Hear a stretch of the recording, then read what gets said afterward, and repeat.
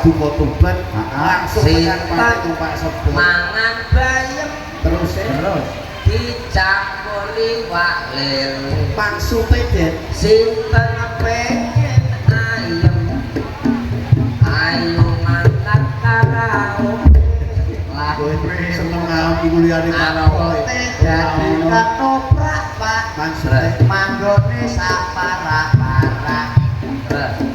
kadang entuk kepenak kadang iya garang iso ae lho ya iso ae apa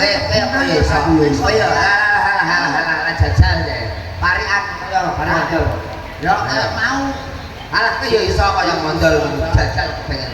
pengen roh aku jajal ke iso parian kaya mondol apa ora ya apa koyo pengen iku lho yo arah percaya kok masa kudu sih ae piye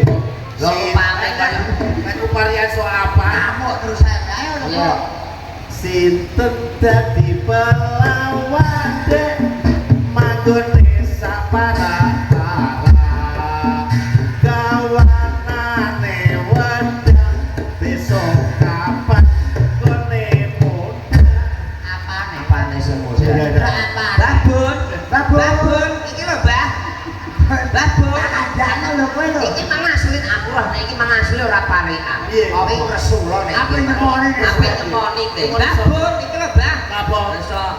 masalah kene kene gol wis tumpuk masalah dhuwit iku rasa aku dhuwit gak tak pikir lho kok iso ku masalah aku pikir piye saya mbok pikir lho apa aku mikir perkara iki tersi iki sambatan tok ra iso lah iya tersi mobil bobrok niki dijebah rabot ditekake wong kene silaturahmi wis seduluran blok wis ketok wis tuwa ora tata kowe bilang dulur iku karo dhuwit aja kok pilih dhuwit lha nek kowe yo kudune dipilih dulur lha nek iso dulur sing dhuwit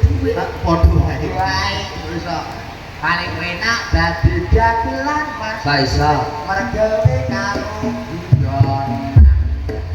ra mikir panganan sesuk esuk apa bayar nah iso ora ketang kudanan yo ora apa-apa Mas ora iso panjang iki Pak enak Pak iki penake ya udah turu kelonan ning ngene Pak ibu pisan lah ibu sepisan meneh ayo Pak ayo kowe kok iso njaluk sepisan kowe iku melu urunan kok piye ayo melu sepisan kok ayo jangan apa njaluk makanya orek-orek iki ketoprak rembang identik dengan orek-orek nah didoke piyai Gus ayo orek-orek